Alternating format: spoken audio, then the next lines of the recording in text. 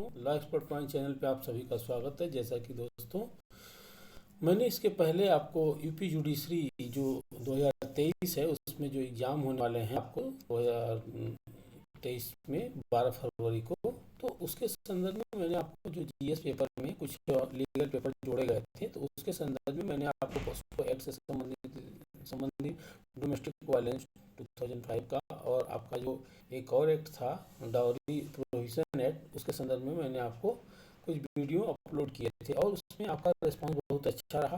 आपकी उत्सुकता को देखते हुए मैंने इस जो सीरीज है इसको और आगे बढ़ाते हुए आज मैं आपके समक्ष लेकर के आया हूँ सीनियर सिटीजन एक्ट 2007, जिसको हम जो नाम है इसको शॉर्ट में तो हम सीनियर सिटीजन एक्ट के नाम से जानते हैं, किंतु इसके पूरा नाम ये देखें तो माता पिता और वरिष्ठ नागरिकों का भरण पोषण तथा कल्याण अधिनियम 2007 है। और जो दोस्तों इसमें मैं आपको एक चीज़ बता दूं कि जो इसकी अधिनियम संख्या आप देख सकते हैं कि 56 है, ठीक।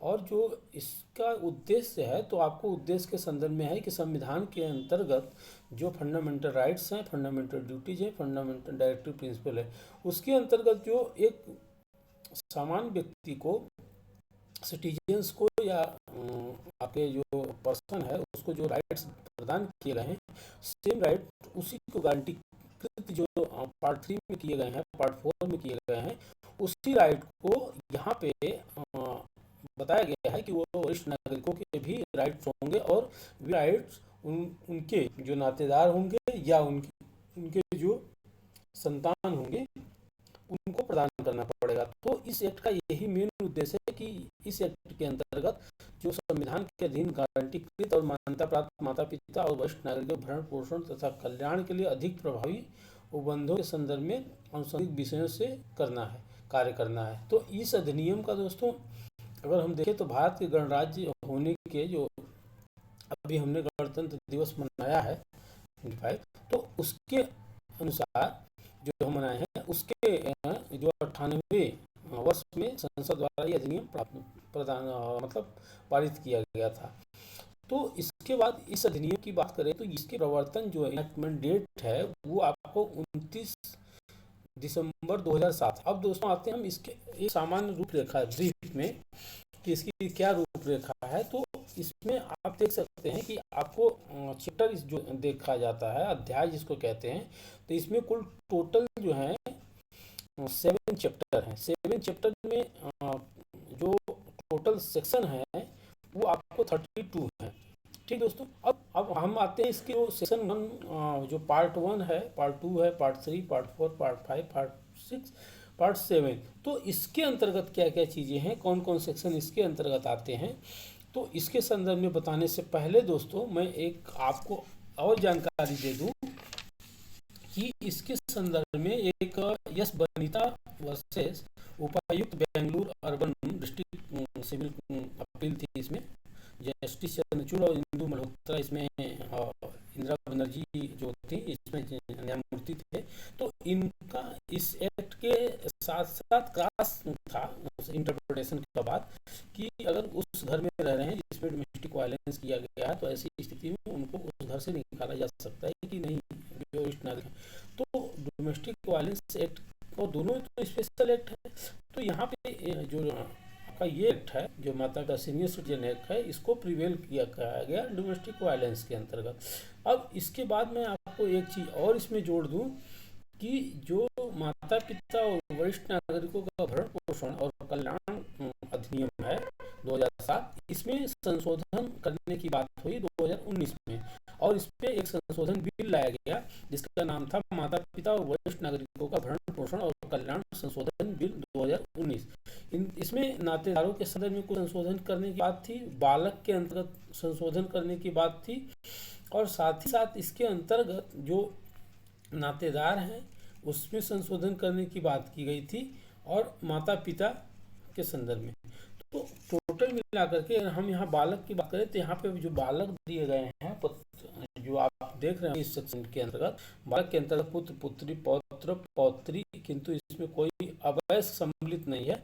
तो यहाँ पे इसमें जोड़ने का प्रयास किया गया कि सौतेले पुत्र हैं या दत्तक पुत्र हैं, इन सबको इस एक्ट के अंतर्गत लाने का प्रयास किया गया, बट वो अभी तक सफल नहीं हुआ है, जो पार्लियामेंट में अभी पेंडिंग है।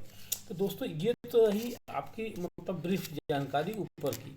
अब हम आते हैं इसके जो एक्ट का संदर्भ में जो रूपरेखा है इसकी, अध्याय 1। तो अध्याय 1 में जैसा कि दोस्तों हम जो भी एक्ट पढ़ते हैं, जो आप तो विधि के विद्यार्थी हैं, आप जानते ही होंगे, उसमें जो पहला अध्याय होता है वो प्रारंभिक होता है, जिसमें 1 2 3 सेशन होते हैं, जिसमें कि आपके नाम और उसका विस्तार, उसका लागू होना, ये सब चीज़ें बताई हुई रहती हैं। और दूसरा जो सेक्शन होता है उसमें प्राय उसमें डिफिनेशन क्लाज होता है। तो इसके अंतर्गत तो आप देख सकते हैं कि इसमें जो आपका पार्ट जो आपका चैप्टर 1 है, चैप्टर 1 में आपको सेक्शन 1 से 3 तक दिए गए हैं। इसके बाद हम आते हैं चैप्टर 2। चैप्टर 2 में जब आप देख रहे होंगे तो चैप्टर 2 में माता पिता वरिष्ठ नागरिकों का भरण पोषण दिया गया है। तो इसको जो है 4 से 18 तक सेक्शन बताया है, 18 सेक्शन तक। इसके बाद आप चैप्टर 3 आते हैं। चैप्टर 3 जब आप आते हैं तो इसमें आप देख सकते हैं चैप्टर 3 आपको दिखाई दे रहा होगा यहाँ पे। तो यहाँ पे चैप्टर 3 में आपको वृद्धा आश्रमों की स्थापना, जो कि आपको याद रखना होगा कि जो इसका सेक्शन 19 है वो वृद्धा जो आश्रम है उसकी स्थापना के संदर्भ में प्रावधान करता है। ठीक, अब इसके अंतर्गत निर्धन व्यक्ति क्या है उसको भी स्पष्टीकरण परिभाषित किया गया। अब इसके बाद आप देखिए आफ्टर दैट जो चैप्टर आपका 4 है, चैप्टर 4 में जो दिखाया गया है कि जो आपके सीनियर सिटीजन्स हैं, वरिष्ठ नागरिक हैं, उनकी जो क्या है मेडिकल ट्रीटमेंट है और उनके केयर की बात की गई, मेडिकल केयर की। वरिष्ठ नागरिकों की जो चिकित्सीय देखरेख है उसके लिए वो बंद बनाया गया। इसमें सेक्शन जो आपका 20 है। इसके बाद सेक्शन जो आपका आता है चैप्टर 5। चैप्टर 5 में जो आपका है, चैप्टर 5 में कहा गया है कि जो वरिष्ठ नागरिक है, जो सीनियर सिटीजन्स हैं, उनके लाइफ एंड लिबर्टी जो आपका प्रॉपर्टी है उसके प्रोटेक्शन की बात की गई, मीन्स उनके सुरक्षा की बात की गई। फिर इसके बाद आप आइए तो इसमें जो सेक्शन आप देख रहे होंगे 21 से आपको 22 23 सेक्शन दिए गए हैं। इसके बाद आपके आते हैं 24, सेक्शन 24। तो ये आपका सेक्शन जो 24 है वो आपका 24-25 है, तो उसमें चैप्टर 6 में है। और इसमें बताया गया कि क्राइम एंड ट्रायल, मतलब कि जो उसके क्या प्रोसीजर होंगे, जो क्राइम होंगे और उसके प्रोसीजर होंगे, इसके बारे में बताया गया कि अगर वरिष्ठ नागरिक के अगेंस्ट कोई भी क्राइम होता है तो अगर उसका क्या, किस तरह से हम उस क्राइम को क्या मानेंगे और कैसे उसका ट्रायल किया जाएगा और उसमें क्या सजा हो सकती है। इसमें आप देख रहे होंगे कि 3 मास तक की हो सके जुर्माने से 5,000 रुपये तक का किया जाएगा। अगर कोई भी अपने जो वरिष्ठ नागरिकों को किसी स्थान में ऐसे वरिष्ठ नागरिकों को पूर्णतः परित्याग करने के आशय से छोड़ देता है तो क्राइम माना जाएगा। ठीक, इसके बाद आप आते हैं अपराधों के संज्ञान के संदर्भ में है। तो ये जो अपराध बनाया गया है कॉग्निजेबल बनाया गया है और अवेलेबल है, ये तो गलत है। इसको हम अमेंड करना चाहिए कि इसको नॉन अवेलेबल बनाना चाहिए, जिससे कि थोड़ा सा लोगों में ये भय बना रहे कि ये इसमें बेल नहीं होगी अगर कोई भी अपने माता पिता के साथ इस तरह का व्यवहार करता है। ठीक, तो इसको नॉन अवेलेबल करना चाहिए, थोड़ा सा डर और बढ़ाना चाहिए, ये मेरा सजेशन है दोस्त। इसके बाद आपका आता है जो चैप्टर 7। चैप्टर 7 में आपको दिखाई दे रहे हैं कि 26, 27, 28, 29, 30, 31, 32 ये आपके टोटल सेक्शन है।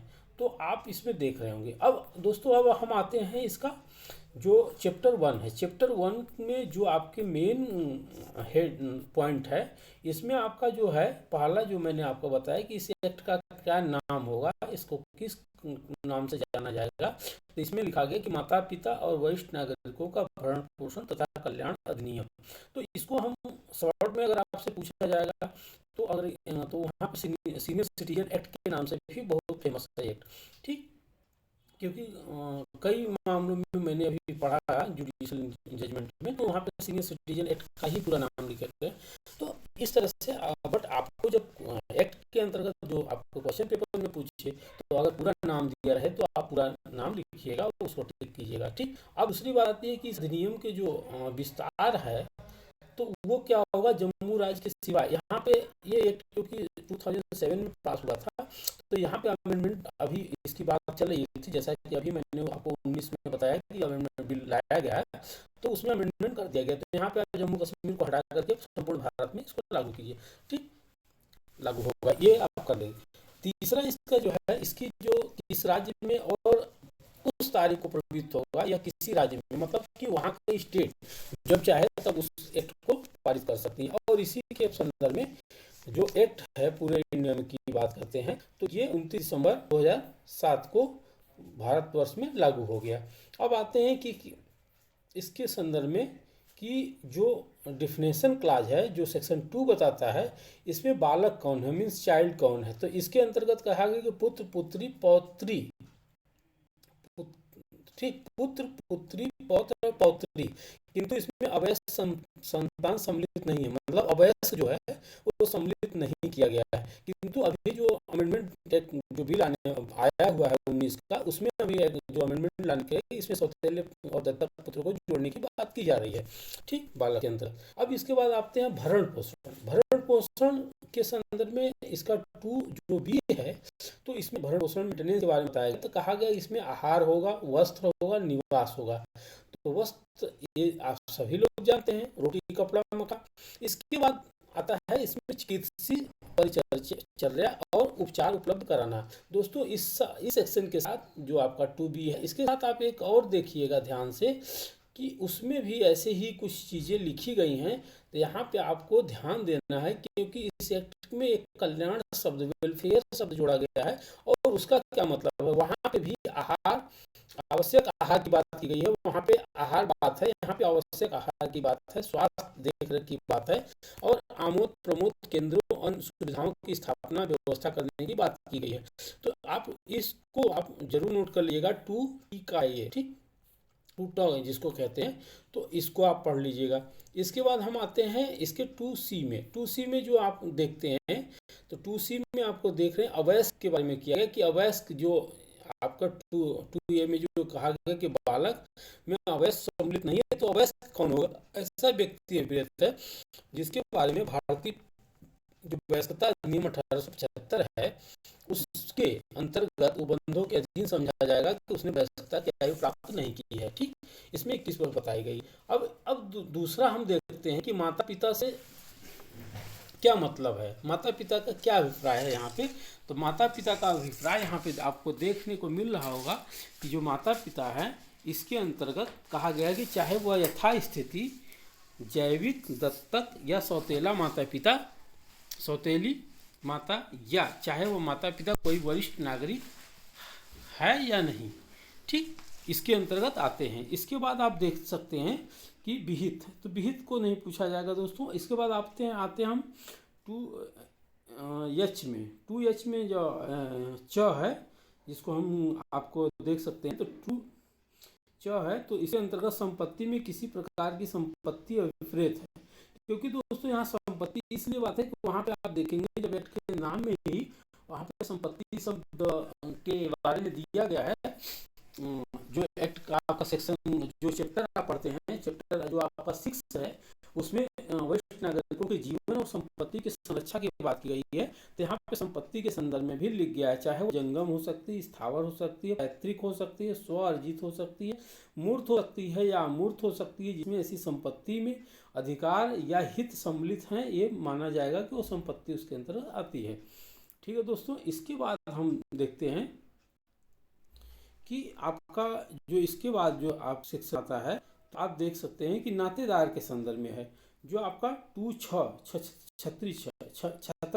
सॉरी 6 है, उसमें नातेदार को परिभाषित किया गया है। तो नातेदार के संदर्भ में दिखा गया है कि नातेदार जो है निसंतान वरिष्ठ नागरिकों, निसंतान वरिष्ठ नागरिकों, ठीक, यहाँ पे आपको दिखाई दे रहा होगा कि यहाँ के अंतर्गत दिखा गया है कि जो संतान के अंतर्गत निसंतान वरिष्ठ नागरिकों विधिक वारिस अभिप्रेत है, अवयस्क नहीं है। इसमें अवयस्क फिर शामिल नहीं किया गया है, और उसकी मृत्यु के पश्चात उसकी संपत्ति उसके कब्जे में या विरासत में प्राप्त करेगा जो उसके नातेदार होंगे, बच्चे। और वरिष्ठ नागरिकों के अंतर्गत जो है ऐसा कोई व्यक्ति अभिप्रेत। अब वरिष्ठ नागरिक कौन है, भारत का नागरिक है जिसने 60 वर्ष यहाँ पे लिखा गया है अधिक आयु प्राप्त कर ली है। तो अब ये सबसे इम्पोर्टेंट है दोस्तों कि आपको ये क्वेश्चन पूछा जा सकता है कि वरिष्ठ नागरिक की आयु के संदर्भ में क्या है, कि उसकी आयु क्या होगी मैक्सिमम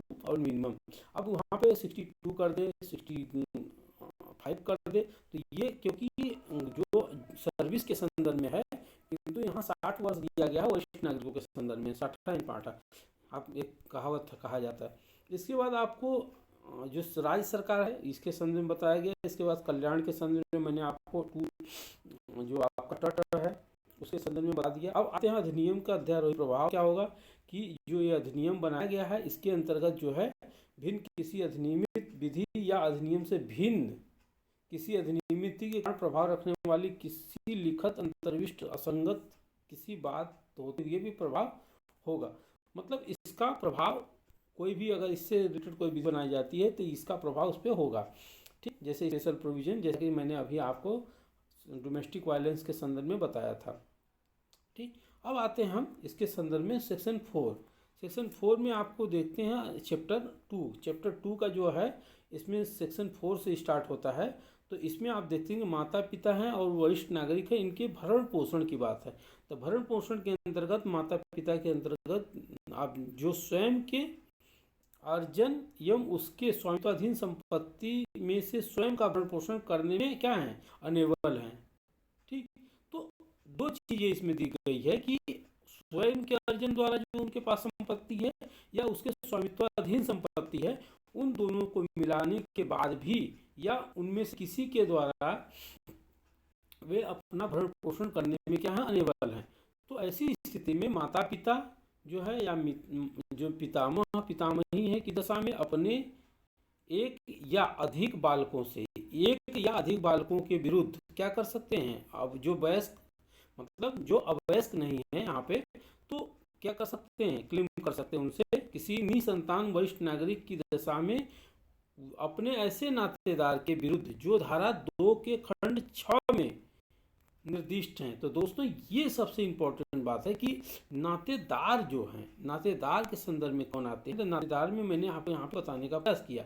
नातेदार में विधिक वारिस रहता है जो अवयस्क नहीं है तथा उसकी मृत्यु के पश्चात उसकी संपत्ति, ये ध्यान रखिए, उसकी संपत्ति अधिकार या हित सम्मिलित है। मतलब नातेदार यहाँ पे उसकी मृत्यु के पश्चात यहाँ पे है विरासत में प्राप्त करेगा। ठीक, अगर वो विरासत में वो प्राप्त कर रहा है, उसकी संपत्ति उसके कब्जे में आती है, तो ये वरिष्ठ जो नागरिक हैं उसके नातेदार से वो अपना भरण पोषण ले सकता है जो कि उसके कब्जे में है। ठीक, तो इसके संदर्भ में आपको यहाँ पे मैंने बता दिया। अब आते हैं हम इसके जो नेक्स्ट पॉइंट है कि ऐसे जो नागरिक हैं जो उसके भरण पोषण के लिए मतलब नातेदार हैं वो लायबल होंगे अगर उसके संतान नहीं है। ठीक, निसंतान वरिष्ठ नागरिक है। तो इसके बाद जब आप देखते हैं तो यहाँ पे कहा गया कि धारा 5 के अधीन आवेदन करने का हकदार होगा। तो आवेदन करने के संदर्भ में धारा 5 में बताया गया। ठीक, इसके बाद आप आते हैं यहाँ पे। ठीक, इसका आप देखते हैं कि किसी वरिष्ठ नागरिक का भरण पोषण करने के लिए यथास्थिति बालक या नातेदार की बाध्यता ऐसे नागरिक की आवश्यकताओं तक विस्तारित होती है जिसके वरिष्ठ नागरिक सामान्य जीवन व्यतीत कर सके। जब यहाँ पे अगर कहा जा रहा है कि उसके कितने तक का भरण पोषण, क्या भरण पोषण दिया जाएगा, तो कहा गया कि वो एक सामान्य जीवन व्यतीत कर सके, उसके लिए जितनी की आवश्यकता तक विस्तृत किया जा सकता है। ठीक, इसके बाद हम देखते हैं कि जो नागरिक है मतलब वरिष्ठ नागरिक मतलब है माता पिता का भरण पोषण करने की बालक की बाध्यता ऐसा स्थिति ऐसे माता पिता या दोनों की आवश्यकता तक विस्तारित होती है, अपने माता पिता से सामान्य जीवन व्यतीत कर सकते हैं। वो इतने तक का देने के लिए बाध्य है जितना तक कि वो उसके माता पिता सामान्य जीवन व्यतीत कर सके। कोई व्यक्ति किसी वरिष्ठ नागरिक का नातेदार है या जिसके पास पर्याप्त साधन है वरिष्ठ नागरिक का भरण पोषण करेगा, परंतु ये देखिए, परंतु किसी ऐसे वरिष्ठ नागरिक की संपत्ति उसके कब्जे में है या ऐसे वरिष्ठ नागरिक की संपत्ति को विरासत में प्राप्त किया है, परंतु कहा गया कि किसी वरिष्ठ नागरिक को एक से अधिक नातेदार विरासत में प्राप्त करने के हकदार हैं, वहां भरण पोषण नातेदार से अनुपात में संदेह होगा। अब सोचिए अब अगर वो किसी अपने नातेदार में संपत्ति को क्या किया है, अनुपात में दिया है, मतलब बांट दिया है, तो ऐसे नातेदार उसी समानुपात में जो संपत्ति के हकदार है जितने, उसी के अनुपात में उनके भरण पोषण करने के लिए लायबल होंगे। इसके बाद आवेदन की बात की गई है कि जो आपका सेक्शन 5 है, इसमें भरण पोषण के आवेदन के संदर्भ में बात की गई है, आप देख सकते हैं यहाँ पे। ठीक, इसमें कहा गया कि भरण पोषण का कोई आवेदन यथास्थिति वरिष्ठ नागरिक या किसी माता पिता द्वारा किया जा सकेगा। यदि वह असक्त है तो उसके प्राधिकृत किसी अन्य व्यक्ति संगठन द्वारा किया जा सकेगा। स्वप्रेरणा से अधिकरण स्वप्रेरणा से संज्ञान ले सकेगा। इसके अंतर्गत एक अधिकरण बनाया गया जिसको कल्याण नेशनल सीनियर सिटीजन पॉलिसी कहा गया, उसके अंतर्गत एनजीओ बनाया गया, तो अभिकरण है। तो वो उसके अंतर्गत अगर वो उसको पता चलता है एप्लीकेशन के माध्यम तो स्वप्रेरणा से भी इस तरह की कर सकता है। संगठन से संदर्भ में है कि रजिस्ट्रीकृत नियम जो आपका है 8060, तो उसके अंतर्गत जो भी स्वैच्छिक संगम अभिप्रेत है रजिस्ट्रीकृत किया गया है, अपने इच्छा अनुसार उसमें रजिस्टर कराया है, उसके द्वारा कराया जाएगा। ठीक, इसके बाद आप इसमें बहुत ज़्यादा चीज़ें नहीं पढ़नी है आपको। अब आते हैं हम इसके अधिकारिता और प्रक्रिया के संदर्भ में। अधिकारिता और प्रक्रिया के संदर्भ में, क्योंकि दंड के संदर्भ में आपको पढ़ना है, और इसकी अधिकारिता और प्रक्रिया। तो अधिकारिता की प्रक्रिया के संदर्भ में है कि धारा 5 के अधीन बालकों और नातेदारों के विरुद्ध किसी जिले की कार्रवाई शुरू की जा सकेगी जहां वह निवास करता है या उसने अंतिम बार निवास करता है, जहां बालक या नातेदार निवास करता है। धारा 5 के अधीन आवेदन प्राप्ति पर अधिकरण बालक या नातेदार जिसके विरुद्ध आवेदन फाइल किया गया है उसकी उपस्थिति आदेश जारी करेगा। बालक या नातेदार की उपस्थिति सुनिश्चित करने के लिए अधिकरण दंड प्रक्रिया संहिता के अंतर्गत वो न्यायिक मजिस्ट्रेट की शक्तियां प्राप्त होंगी जो कि सीआरपीसी के अंतर्गत दी गई। ठीक, ये हो गया। इसके बाद ऐसी कार्रवाई सभी साक्ष्य और बालकों के नातेदार जो बालक होगा या नातेदार होंगे, ठीक, विरुद्ध भरण पोषण के समुदाय के आदेश के 3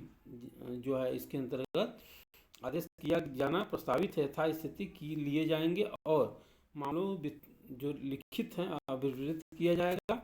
और परंतु समाधान हो जाता है कि वह बालक और नातेदार जिसके विरुद्ध भरण पोषण के समुदाय के लिए आदेश किया जाना प्रस्तावित जानबूझकर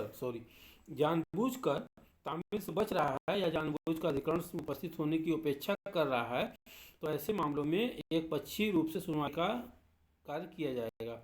इसके बाद बालक और नातेदार बाहर निवास कर रहा है, जहां ऐसी स्थिति में अधिकरण ऐसे समन की तामील से माध्यम से क्या करेगा, तामील की जाएंगी। केंद्रीय सरकार राजपथ में अधिसूचना द्वारा कर सकता है। अधिकरण आवेदन की सुनवाई करने से पूर्व सुलह अधिकारी की नियमित जो निष्कर्ष हैं 1 मास के भीतर उसकी जो रिपोर्ट आएगी उसके सौहार्दपूर्ण रूप से सुलह कार्य करने का प्रयास करेगा। ठीक, इसके बाद आप आते हैं स्पष्टीकरण में। सुलह अधिकारी कौन व्यक्ति होगा, धारा 5 के जो धारा 1 है उसके स्पष्टीकरण में बताया गया है कि कोई भी व्यक्ति हो सकता है, संगठन का प्रतिनिधि। धारा 18 के अंतर्गत जो राज्य सरकार द्वारा इस हेतु अविहित भरण पोषण अधिकारी या इस प्रयोजन के अधिकरण द्वारा निर्दिष्ट किया गया नाम अभिप्रेत है। धारा जो आपका 7 है उसमें भरण पोषण अधिकरण के संदर्भ में जो अभी हमने ऊपर बात की है कि अधिकरण कौन होगा, इसमें 6 मास की जो अधिनियम बनाया गया है इसके जो लागू होने के 6 मास की अवधि के भीतर राजपत्र में अधिसूचना द्वारा राज्य अधिकरण की स्थापना कर लेगा, ये ऐसा बताया गया था। इसके बाद कर लिया गया है। तो इसके बाद हम राज्य जो है उसके संदर्भ में किया गया। इसके बाद हम देखते हैं कि जो इसकी जांच और प्रक्रिया होगी वो संक्षिप्त होगी, ब्रीफ होगी।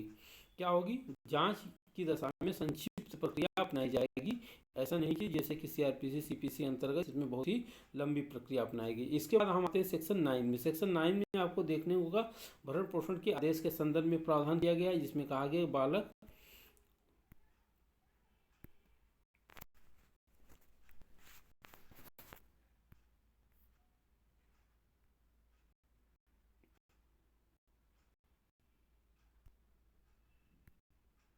इसमें सॉरी दोस्तों यहाँ पे थोड़ा सा डिस्टर्ब हो गया था। तो यहाँ भरण पोषण के आदेश के संदर्भ में आप देख सकते हैं यहाँ पे है कि भरण पोषण का जो आदेश है इसके अंतर्गत कहा गया बालक और नातेदार ऐसे वरिष्ठ नागरिक का जो स्वयं अपना भरण पोषण करने में असमर्थ हैं, भरण पोषण करने की करने से उपेक्षा या इनकार करते हैं, तो अधिकरण के अनुसार वे समाधान हो जाने पर क्या करेगा, पर ऐसे बालक नेता जो नातेदार होंगे, उसके रिलेटिव होंगे, ठीक, उसके बच्चे होंगे, ऐसे वरिष्ठ नागरिक को भरण पोषण के लिए मासिक दर पर मासिक भत्ता देने जो अधिकरण ठीक समझे ऐसे वरिष्ठ नागरिकों के समुदाय के लिए कर सकता है। आदेश समय समय पर निर्देश दे सकता है। ऐसे अधिकतम भरण पोषण भत्ता जिसके ऐसे अधिकरण द्वारा आदेश दिया जाए वो होगा जो राज्य सरकार द्वारा विहित किया जाए, और राज्य सरकार 10,000 प्रति मास नहीं होगा। मतलब कह दिया गया कि जो भरण पोषण समुदाय किया जाएगा वो 10,000 से अधिक का नहीं होगा। मान लीजिए कोई मेट्रोपॉलिटन सिटी में रह रहा है, क्या 10,000 में वो ऐसा भरण पोषण प्राप्त कर सकेगा? अगर उसके घर मकान कुछ भी नहीं है और उसको भाड़े में रहना पड़ रहा है, ठीक, वो नहीं साथ में रहना चाह रहा है, तो ऐसी स्थिति में इसको बढ़ाने जाने की ज़रूरत है। कभी कभी ऐसा होता है कि जो बालक होते हैं, नातेदार होते हैं, ये अपने पास नहीं रखते हैं, कहते हैं हम भरण पोषण देंगे, तो वो नागरिक या जो वरिष्ठ नागरिक होते हैं वो कहते हैं कि मैं इनके साथ नहीं रहूँगा, किंतु भरण पोषण चाहिए। तो ऐसी स्थिति में उनको रूम देना पड़ता है, उनके भरण पोषण से खाने पीने सभी सुविधाएं, मेडिकल जैसी सभी सुविधाएं देने में ज़रूरत पड़ती है। तो मेडिकल, अगर आप मेट्रोपॉलिटन सिटी में रह रहे हैं तो ऐसी स्थिति में पॉसिबल नहीं है कि 10,000 में वो रूम लेकर के और इस तरह के जो भरण पोषण की जो सामान्य जो जीवन दशा के लिए आवश्यक है, मूलभूत चीज़ें हैं, उसको प्राप्त कर सके।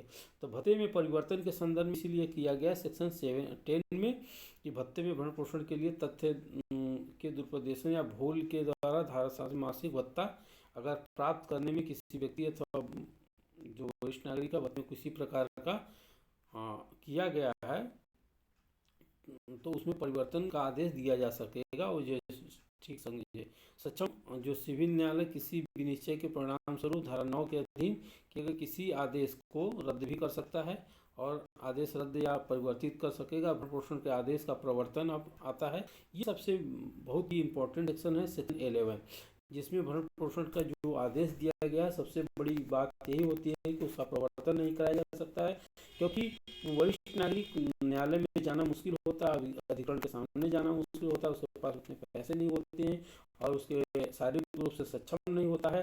तो ऐसी दशा में आदेश दे दिए जाते हैं अधिकरण के द्वारा, न्यायालयों के द्वारा, किंतु उसका भरण पोषण होना मुश्किल हो जाता है।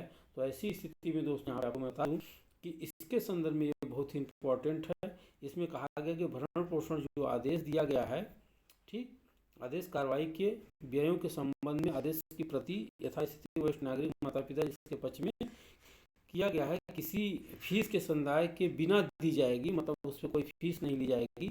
अधिकरण द्वारा ऐसे स्थान पर वह व्यक्ति जिसके विरुद्ध आदेश दिया गया है पक्षकारों की पहचान और यथास्थिति शोध भत्ते और व्यय के जो असंदाय के बारे में अधिकरण का समाधान हो जाने पर प्रवृत्त किया जाएगा।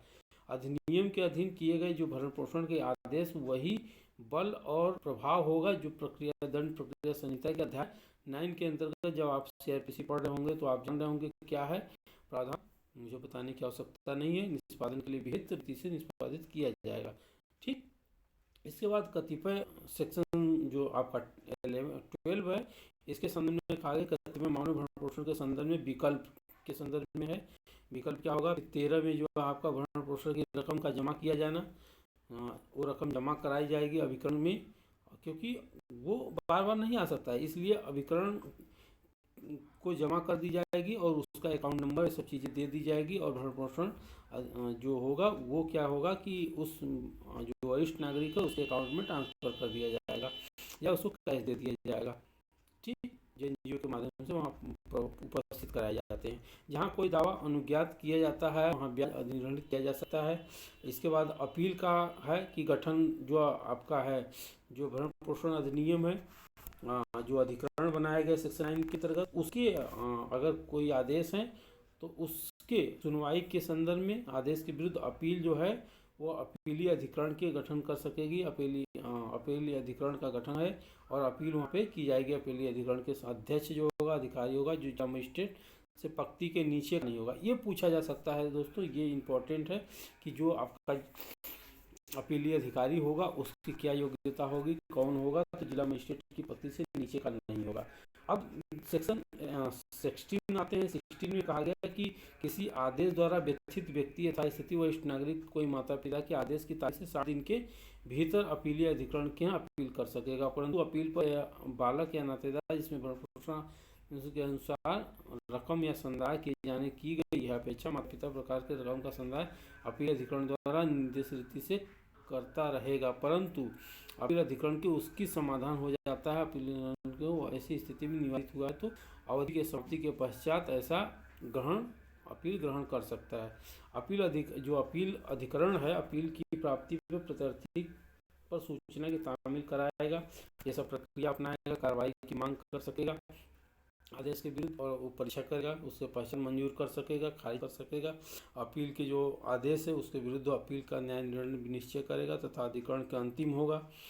जो अपीलीय अधिकरण होगा उसका जो आदेश दिया जाएगा वो अंतिम होगा, ये पूछा जा सकता है। इसके बाद आपका सेक्शन जो आपका अपील अधिकरण के अपना आदेश प्राप्ति की 1 मास के भीतर सुनने का प्रयास करेगा। अब ये डेट आपसे पूछा जा सकता है कि जब अपील की जाती है तो जो अपील की गई है उसको कितने दिनों के भीतर निस्तारित किया जाएगा। तो आप दोस्तों 1 मास, ये ध्यान रखिए, 1 मास लिखित में सुनने का प्रयास करेगा। ठीक, इसके बाद है कि दोनों को एक प्रति पक्षकारों को निःशुल्क भेज दी जाएगी।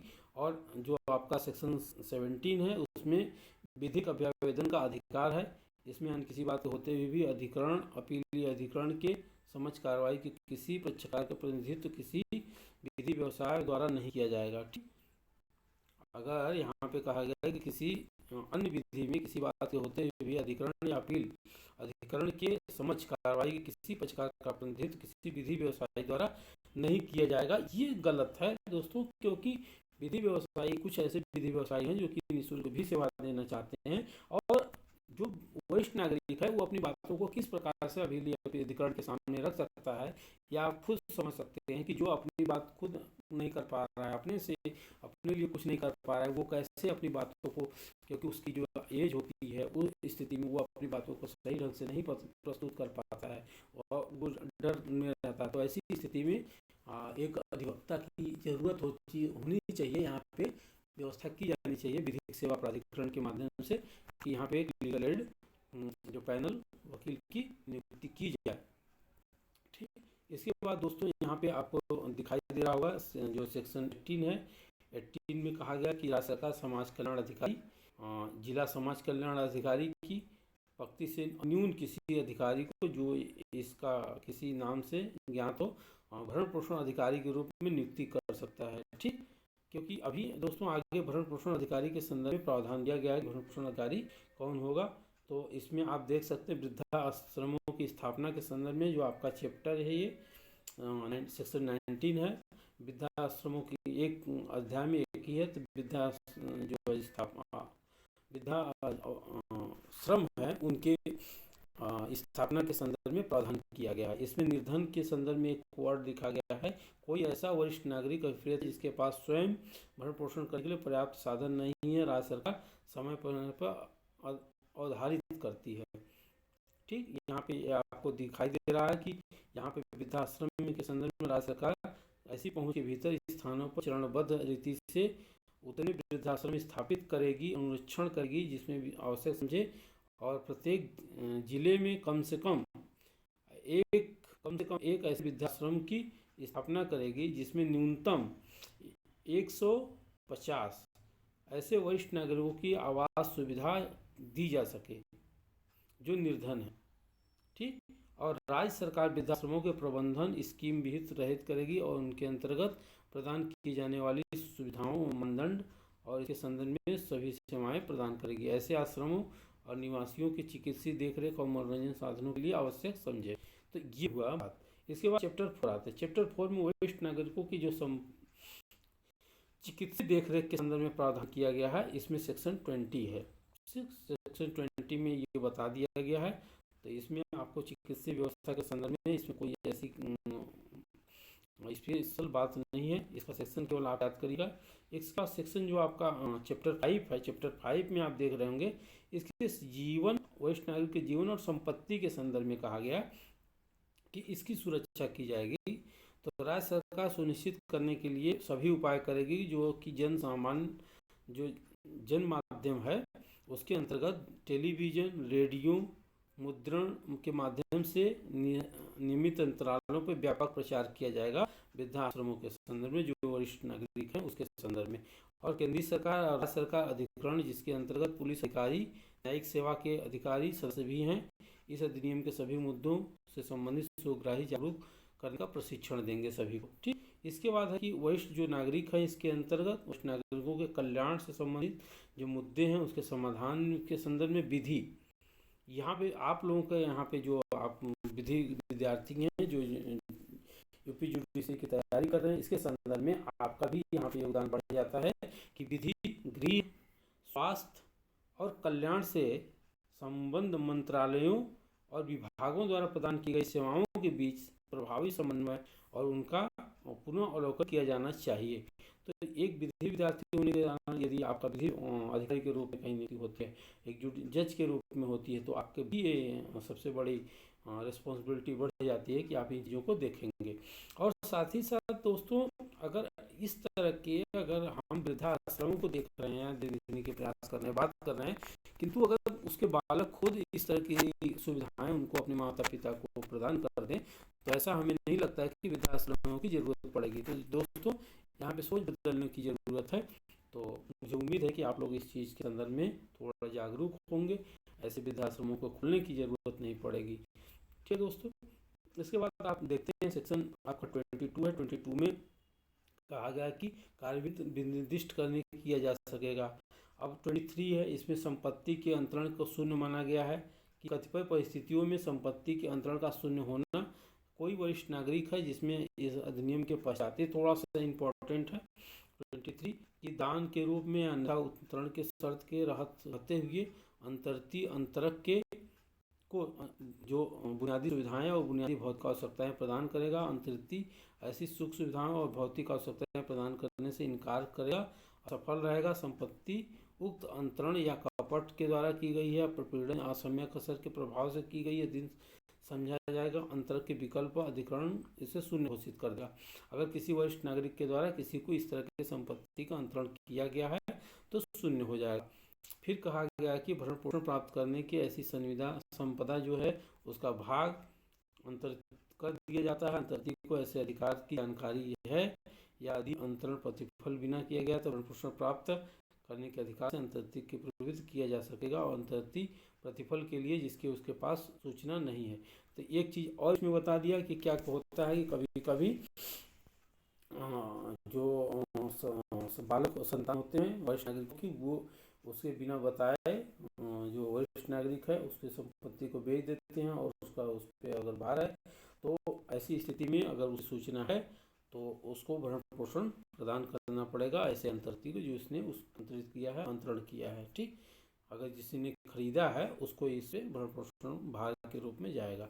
इसके बाद हम दोस्तों आते हैं कि अपराध का विचारण और प्रक्रिया। विचारण और प्रक्रिया के संदर्भ में आप जानते हैं, इसमें मैं दो चीज़ें स्पष्ट कर दे रहा हूँ कि विचारण क्या है। जो कोई जिसके पास वरिष्ठ नागरिक देखरेख या सुरक्षा संबंधित ऐसे वरिष्ठ नागरिक को किसी स्थान में वरिष्ठ नागरिकों को पूर्णतः परित्याग या आश्रय से छोड़ दिया गया है, वह ऐसी अवधि के किसी कारावास से जो 3 मास तक की हो सकेगी। ये दोस्तों याद करिएगा, 3 मास जरूर याद किए, 3 मास तक का है। ठीक, 3 मास जरूर याद रखेंगे आप। ठीक, 3 मास जरूर याद रखेंगे। यहाँ पे 3 मास 3 मास हमेशा याद रखिएगा कि कोई छोड़ देता है तो उसको कारावास दिया जाएगा। इसके बाद अपराध का संज्ञान के संदर्भ में दोस्तों इस अधिनियम की जो बात दी गई दंड प्रक्रिया संहिता 1973 के अंतर्गत, तो इसका जो विचारण किया जाएगा और इसके संदर्भ में फिर अपराध किस प्रकार का होगा। अपराध जो होगा संज्ञेय होगा, जैसा आपको यहाँ पे जमानती दिया गया, किंतु इस संशोधन की आवश्यकता है दोस्तों, इसको अजमानती बना दिया जाना चाहिए। इसके बाद हम आते हैं इसके जो विचारण के लिए अधिकार किसको दिया गया है, तो किसी भी मजिस्ट्रेट द्वारा किया जा सकता है।